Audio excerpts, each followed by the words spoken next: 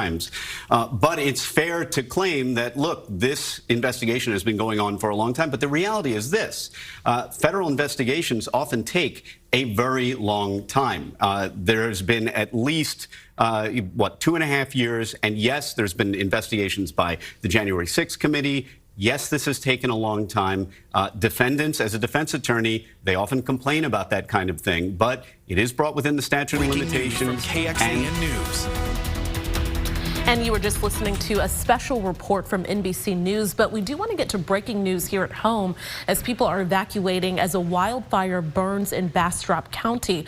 The powder keg fire is burning near Highway 71 and Harmon Road. The Bastrop County Office of Emergency Management says they are asking people to leave homes between Harmon and Pine Hill Loop. Let's go live to KXAN's Nabil Ramadna, who has been out there for us. Nabil, what's it looking like right now?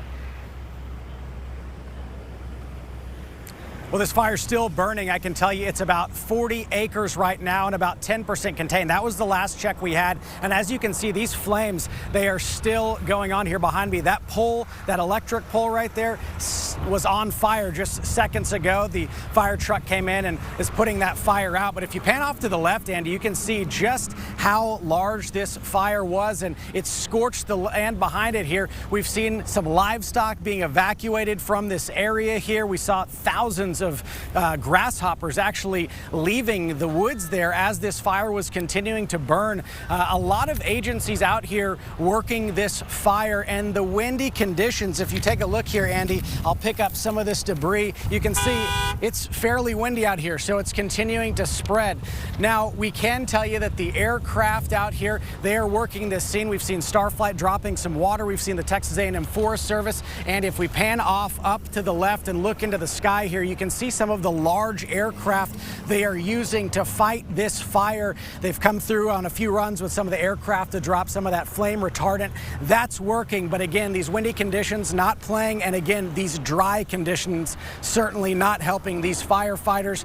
We'll keep you up to speed with the very latest out here. Again, the cause of that fire still under investigation, but a lot of crews working hard to get this under control. One more mention, though, you can take a look. This is 71 here behind me. That's heading into Bastrop.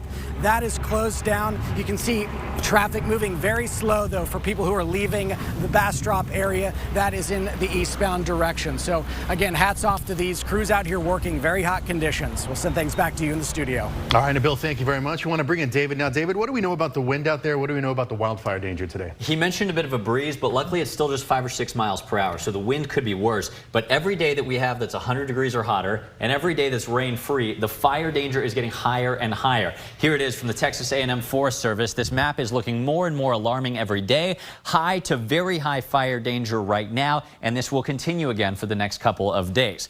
Today, the heat was incredible yet again. Our 25th straight day at or above 100 in Austin. Still our second longest heat wave in recorded history, and soon we are going to dominate that #1 spot.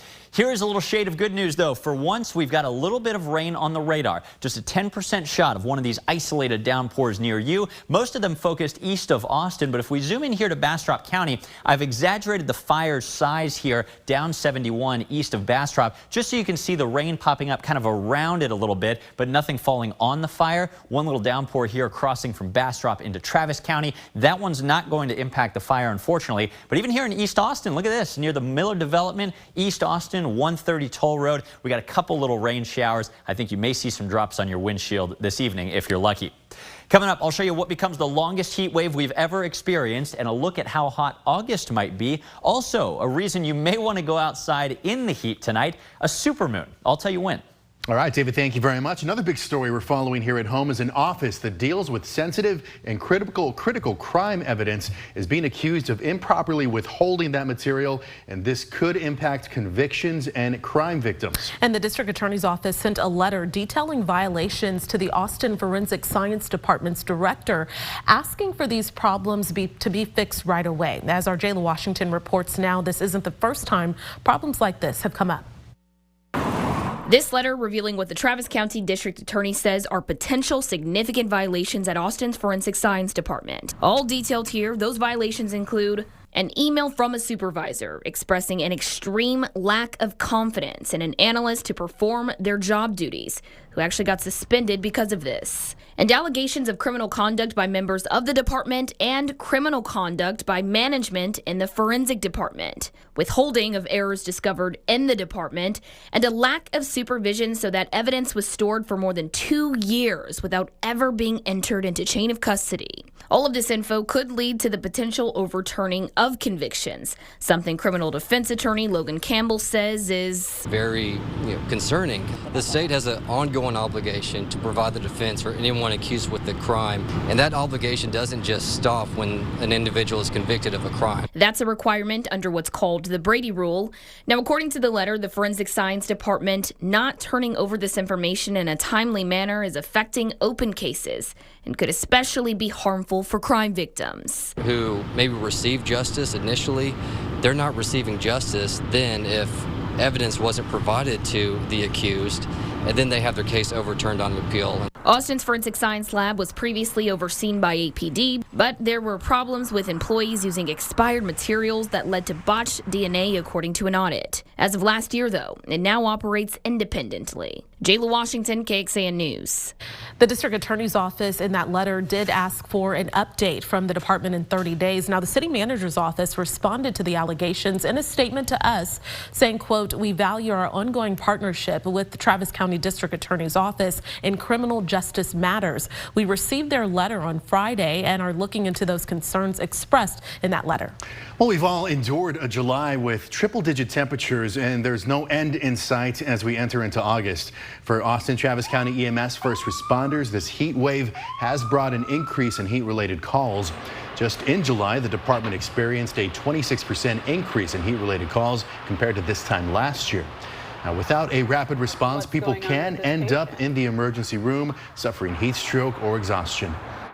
What we're seeing, especially here lately, is people that work outside for long hours and either, they're not hydrating well enough, they're not able to take, frequent enough breaks, and they're getting overheated. Now, despite this increase in calls, EMS says it has the staffing to meet the need. As of this morning, the department had an 18% vacancy rate. That's better than the shortage they had to deal with earlier this year. And right now, going back to that breaking national news, more legal trouble headed to former President Donald Trump. Now, grand jurors hearing evidence met today in Washington and charged Trump with 4 counts related to election interference in 2020. Meantime, Trump is on the attack with a new ad focused on President Biden, who faces his own controversy. NBC's Alice Barr reports. For the first time in history, a grand jury has indicted a former president of the United States for trying to overturn an election he lost.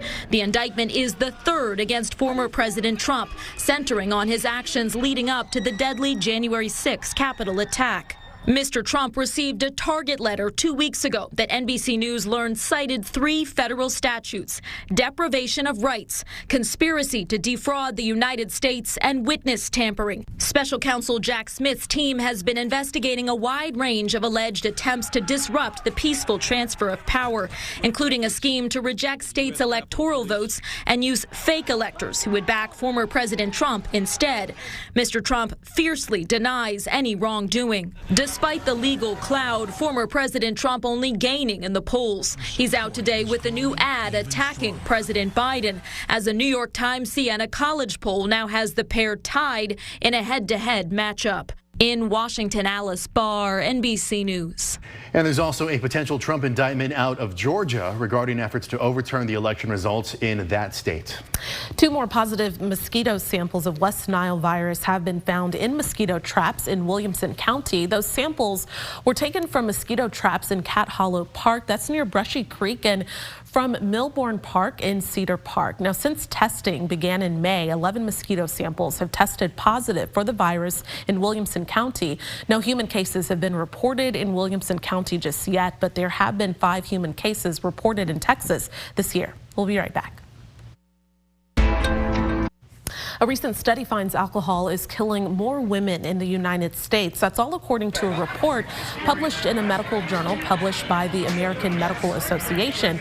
Now, it found that drinking is still killing more men than women, but the rate of alcohol-related deaths is rising faster among women. Researchers examined more than 605,000 alcohol-related deaths from 1999 to 2020, which did not include deaths from injuries, homicides, or death indirectly linked to alcohol use. A new nature preserve is on its way to Williamson County. The Hill Country Conservatory announced that an anonymous landowner donated more than 1,200 acres to the nonprofit. The land is 5 miles east of Jarrell. It's been named the Pecan Springs Karst Preserve. The conservatory says it is the largest land donation it's ever received. Now, to put the preserve's size in perspective, 1 acre is about the size of a football field, so this is about 1,200 football fields. Well, it's another hot day today. High temperatures in Austin have so far topped out at 105. Here's something you might not have realized, though. This morning's low of 73 was Austin's coolest in 5 weeks. Hope you enjoyed it while it lasted. We'll talk about the supermoon visible tonight, the first of 2 this month, next. One teenager in Bee Caves had his wish come true today. He always wanted to drive or ride in an old school Corvette. And today, on his 17th birthday, Nicholas got the chance to do just that, thanks to a Make-A-Wish and a local car dealership. KXAN caught up with the festivities to see how it went. You want to push and pop? Today's wish is super exciting. You know, I've been fortunate and blessed enough to be part of roughly 10 or 12 wishes that we've granted over the last 10 plus years.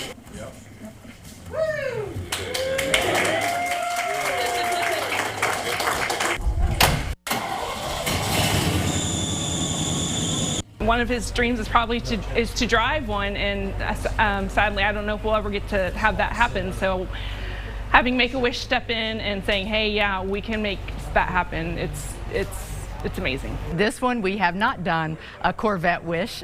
We have other kinds of car wishes, but this is a super exciting day. To honor Nicholas for his birthday, and then we can enjoy some cake. Is it your birthday? How old are you? Happy birthday, buddy. Yes, he's always been this shy. He's very quiet. Happy birthday, dear Nicholas. Very nice. All right, let's get you an update on that breaking news that we are following in Bastrop County, where a wildfire is burning right now near Highway 71. Evacuations are in place for people who live on Harmon Road and Pine Hill Loop. Now, right now, about 40 acres have been burned, we're told, and it's about 25% contained.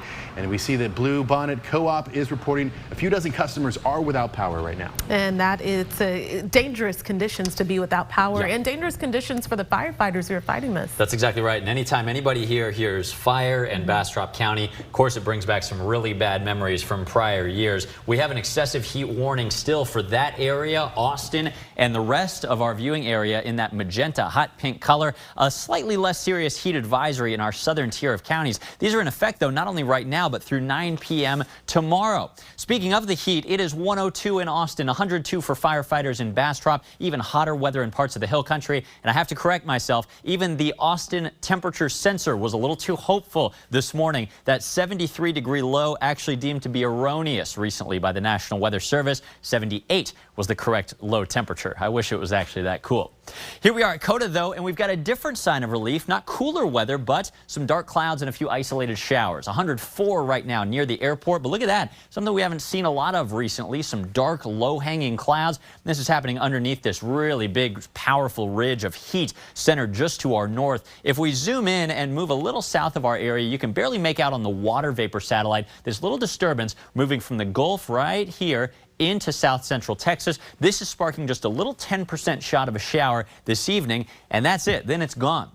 So hopefully we can get a couple of these close to the fire, that fire location just about here southeast of Bastrop. We got a couple of very short-lived, very small localized downpours in Fayette crossing into Bastrop County. If we zoom into Austin, actually a few of us are getting wet as well. Not only Ben White and 35 in South Austin, but a nice little shower briefly moving over the Miller development, I-35 from 290 down to 51st, even down toward 38th Street. This will be traversing north central Austin, so if you want to step outside and enjoy it, this might be the only rain rain that we see for a while. And you can see that represented well here. A few isolated downpours here and there dying out as they approach Austin over the next several hours. Hill country and many of the rest of us do not see a lot of rain tonight.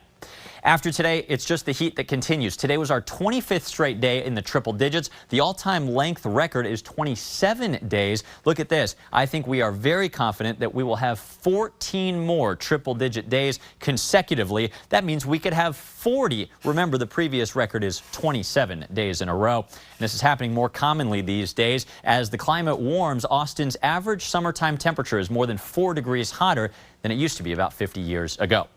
Here's a reason to head outside, though, later on tonight. The first of 2 supermoons happening in August, the sturgeon moon. Supermoon is when the moon is full and also at its closest approach to Earth. That actually makes it 7% larger in the sky and up to 30% brighter. Here's the important part. Look to the eastern horizon at 8:54 p.m. It'll be big, bright, and beautiful all night. Moon set happens on the other side of the sky at 7:39 a.m. tomorrow. You can read about it tonight on KXAN.com. Okay, tonight, there's that big, bright moon on our computer model. Not a lot of cloud cover to get in your way. 76 overnight. Tomorrow afternoon, 107 degrees, tying the record high from 2011. And that's going to be a theme through the coming weekend. 106, 107, even 108, tying or setting record high temperatures during what's hottest, typically the hottest part of the year. That job you're applying to may not be a job at all. How crooks are now using applications to steal your private information. Air conditioning pro. If you're on the hunt for a new job, the Better Business Bureau says be careful. Fake job scams are becoming more prevalent and harder to spot. And one Houston area woman found that out the hard way. Bryce Newberry has her story. For the last 3 months, Christina Davis has been scrolling third-party job-seeking sites, hoping to land a new gig. I was filling out a bunch of applications, especially with the little quick apply, 2 taps and you reply. 2 weeks ago, before she ever interviewed, the single mother got this email offering her a supply chain operations manager position, a part-time job with a nearly $50,000 annual salary, benefits, and bonuses, too. I was going to receive packages, make sure that it contained what it's supposed to contain, and it's going to be shipped to another country. I can do that, right? Next came the email asking her to fill out a W-4 and upload a scan of her driver's license. Even a push at the end to please hurry, we have a lot of work. She did as told, but days passed, and when she tried to log back into the website, she'd been locked out with no way to get back in, and no one at the company is responding. A total letdown. Not only do I not have a job, now somebody has my social security number and my ID. This is the website for the company that made the job offer. Up here, it says not secure and cautions against sharing any sensitive information. When you try to contact the company at this link down here, it takes you straight to an application for employment. And when you search the company on Google, no real results come back. Just because you're on a legitimate job site, that doesn't mean that there could not be scams on there. The Better Business Bureau says employment scams have become the second most risky scam type after online purchases. If you haven't even really interviewed with them very much, they're not going to be asking for that personal information up front. To avoid becoming a victim, the BBB says to research the person who contacted you, do more research on the company, and guard your personal information. Any job that seems too good to be true should raise some red flags. Davis says she plans to file a police report. Think first, don't think later. Learn from my mistakes. And she hasn't given up just yet. She has a legit interview later this week. In Alief, I'm Bryce Newberry, KPRC 2 News. And some other tips from the Better Business Bureau. Be wary of aggressive employment offers and just make sure to always get your contract in writing. Well, the city of Austin is giving artists in town a little more money. It announced today the launch of the Arts Education Relief Grant, which will give money to nonprofit art education providers around the city. The program is funded by the National Endowment to the Arts, and the individual grants are for $25,000. In total, close to $500,000 are available for the art programs. The applications open on Tuesday. Well, coming up tonight on KXAN, we've got America's Got Talent at 7 o'clock, Hot Wheels at 9, before we're back with KXAN News at 10. KXAN News is